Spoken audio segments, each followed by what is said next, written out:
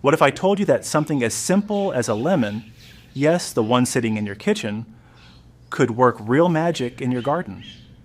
Nature hides powerful secrets in everyday things, and today we're uncovering one of them.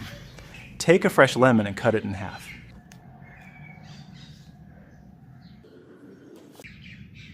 You'll only need 1/2 for this little garden trick. Now sprinkle a pinch of red chili powder over the cut side.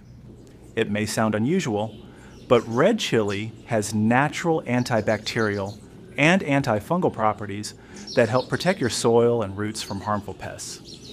Then dig a small hole near the base of a plant about 3 to 4 inches deep and place the lemon half inside, cut side facing up.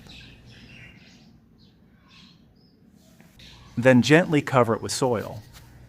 As the lemon slowly breaks down, it releases natural acids and nutrients that enrich the soil and boost plant growth, while the chili powder keeps unwanted insects away.